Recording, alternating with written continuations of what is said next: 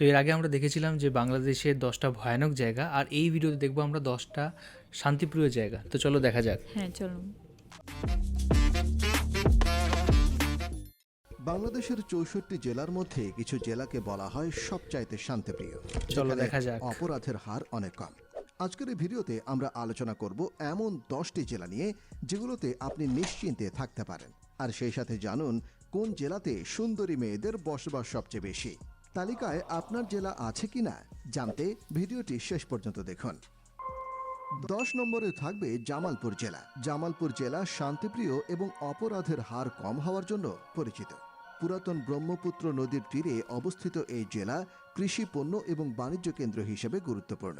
জামালপুরের নদী ও হাওরগুলো মিঠা পানির মাছের জন্য খুবই বিখ্যাত, বিশেষ করে বাঘা মাছ। জামালপুরের মানুষের বাঘা ব্যবহার মাছ। বন্ধুসুলভ এবং বাঘা মাছের এখানকার নামটাই আইন first শৃঙ্খলা শুনলাম। পরিস্থিতি অত্যন্ত ভালো। জামালপুরের বিশেষ খাবারের মধ্যে রয়েছে চাপটি পিঠা, যা স্থানীয় মানুষদের প্রিয় মিষ্টি। জামালপুরের অন্যতম বড় আকর্ষণ হল যমুনা সেতু, যা দেশের বৃহত্তম সেতু। যমুনা সেতু ঢাকার সঙ্গে উত্তরবঙ্গের সংযোগ স্থাপনে গুরুত্বপূর্ণ ভূমিকা রাখে। জামালপুরের জমিদার বাড়িতে তার ঐতিহ্যবাহী স্থাপত্য এবং ইতিহাসের জন্য বিখ্যাত। এরপর 9 নম্বরে রয়েছে কিশোরগঞ্জ জেলা। ঢাকা বিভাগের কিশোরগঞ্জ জেলা, যেখানে রাষ্ট্রপতি আব্দুল হামিদের জন্মস্থান। কিশোরগঞ্জ একটি অত্যন্ত সুশৃঙ্খল জেলা হিসেবে পরিচিত, যেখানে আইন শৃঙ্খলা পরিস্থিতি ভালো এবং অপরাধের হার অনেক কম। এই জেলার মানুষদের ব্যবহার বন্ধুসুলভ এবং এখানকার চমচম মিষ্টির জন্য সারা দেশে পরিচিত। আপনি কোনখান থেকে দেখছেন কিশোরগঞ্জের কমেন্ট করে কাচ্চি জানান। বিরিয়ানি খুবই ভালো এবং জনপ্রিয়। স্থানীয় বিশেষ রেসিপিতে তৈরি হয় এটি। উল্লেখযোগ্য আকর্ষণ হল বাজিতপুর জেল, যা বাংলাদেশের প্রথম ব্রিটিশ আমলের জেলখানা হিসেবে পরিচিত। কিশোরগঞ্জ জেলা মুক্তিযুদ্ধের স্মৃতিতে পরিপূর্ণ। এখানে অনেক মুক্তিযোদ্ধাদের স্মৃতি সংরক্ষিত রয়েছে। 8 নম্বর অবস্থানে রয়েছে গোপালগঞ্জ। গোপালগঞ্জ শান্তিপ্রিয় জেলা হিসেবে বিখ্যাত, তাই এই জেলার আরও একটি পরিচয় হল এটি দেশের অন্যতম শিক্ষার কেন্দ্র।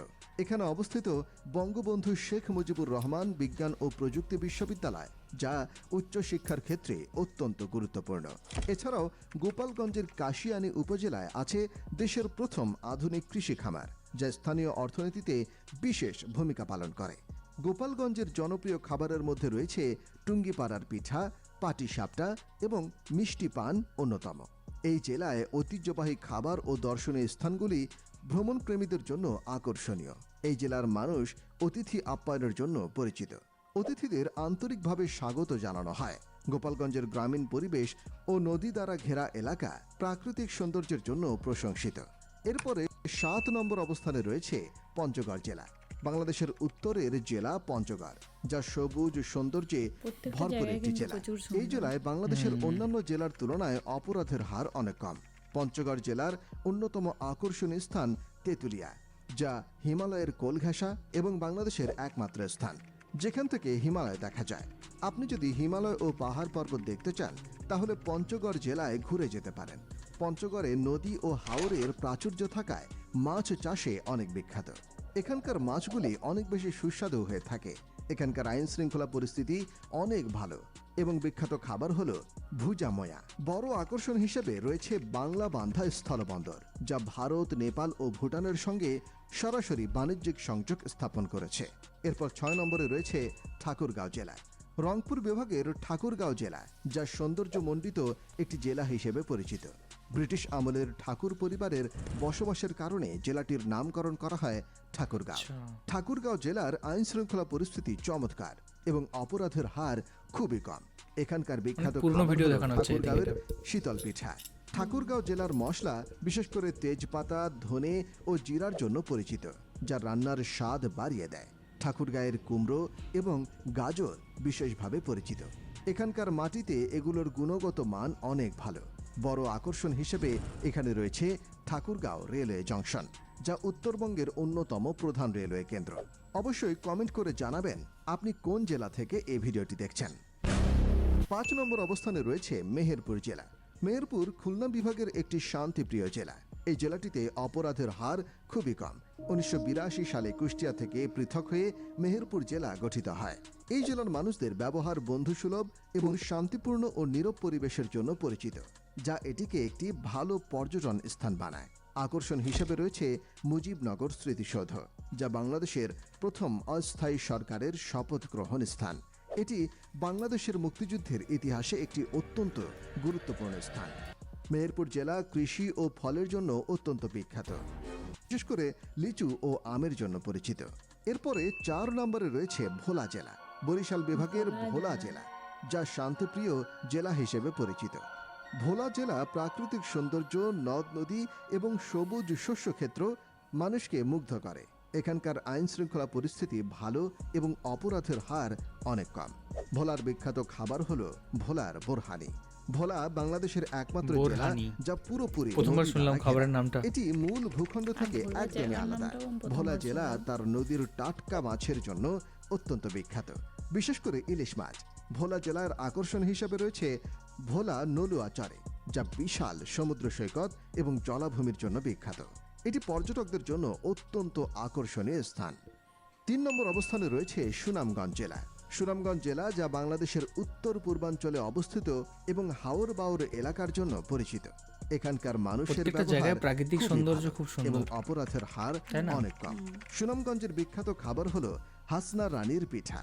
বড় আকর্ষণ হিসেবে এখানে রয়েছে টাঙ্গুয়ার হাওর, যা দেশের অন্যতম বৃহত্তম মিঠা পানির জলাভূমি এবং এটি জাতিসংঘের রামসার সাইট হিসেবে অন্তর্ভুক্ত। সুনামগঞ্জকে হাওরের দেশ বলা হয়। এখানে প্রচুর হাওর রয়েছে, যা বর্ষাকালে বিশাল জলাশয়ে পরিণত হয়। এই জেলায় অবস্থিত বারিক্কা টিলা একটি চমৎকার পর্যটন কেন্দ্র, যা থেকে সুনামগঞ্জের বিস্তীর্ণ হাওর অঞ্চল দেখা যায়। সুনামগঞ্জ জেলা লালন শাহের বাউল গান ও সুরের জন্য বিখ্যাত। এখানে বাউল উৎসব প্রচলিত। এরপরে 2 নম্বরে রয়েছে সিলেট জেলা। সিলেট জেলা, যা প্রাকৃতিক সৌন্দর্যে ভরপুর এবং শান্তিপ্রিয় জেলা হিসেবে পরিচিত। সিলেটের অপরাধের হার অনেক কম এবং এখানকার মানুষদের ব্যবহার সিলেট জায়গাটার বন্ধুসুলভ। নামটা আমি শুনেছি। এখানকার বিখ্যাত খাবার হলো সাতকরা। বড় আকর্ষণ হিসেবে এখানে রয়েছে হযরত শাহজালাল রহমতুল্লাহ আলাইহি মাজার, যা সিলেটের অন্যতম প্রধান ধর্মীয় এবং ঐতিহাসিক স্থান। সিলেট বাংলাদেশের চা শিল্পের কেন্দ্রবিন্দু। এখানে দেশের সবচেয়ে বড় চা বাগানগুলো অবস্থিত। সিলেটের বৃষ্টি ও কদম ফুলের এক অনন্য সম্পর্ক রয়েছে। বর্ষাকালের সিলেট জেলা দেখতে অনেক সুন্দর লাগে। আপনি যদি সিলেট জেলাতে বেড়াতে যান, তাহলে চেষ্টা করবেন বর্ষার সিজনে যাওয়ার জন্য। সিলেটের কিছু এলাকায় এখনও ঐতিহ্যবাহী বাঁশের সেতু দেখতে পাওয়া যায়, যা স্থানীয় সাংস্কৃতিক প্রতীক। বাবা, আমাদের এখানে আপনি কি সেতুটার সুন্দরী মতো মেয়েকে বিয়ে করতে চান? তাহলে সিলেটি মেয়েকে বিয়ে করতে পারেন। অন্যান্য জেলার তুলনায় সিলেটি মেয়েগুলো অনেক বেশি সুন্দরী হয়ে থাকে।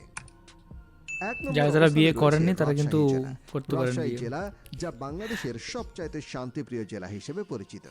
রাজশাহীকে গোল্ডেন সিটিও বলা হয়, কারণ এখানে অপরাধের হার অনেক কম এবং এটি একটি শান্তিপূর্ণ শহর। এখানকার মানুষের ব্যবহার খুবই ভালো। রাজশাহীর বিখ্যাত খাবার হলো রাজশাহীর আম।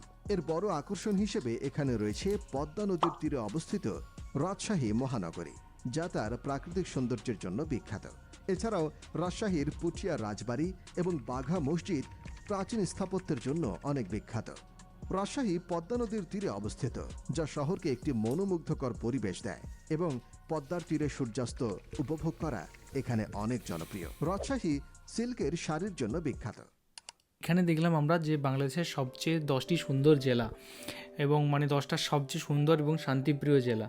তো আমরা সেই জায়গাগুলো কিন্তু দেখলাম, আর সেই জায়গাগুলো দেখলাম যে কোনটা কত সুন্দর এবং কোন জায়গাতে কী কী খাবার পাওয়া যায়, কোন জায়গা প্রাকৃতিকভাবে কতটা সমৃদ্ধ এবং সেই জায়গার মানুষজন কীরকম।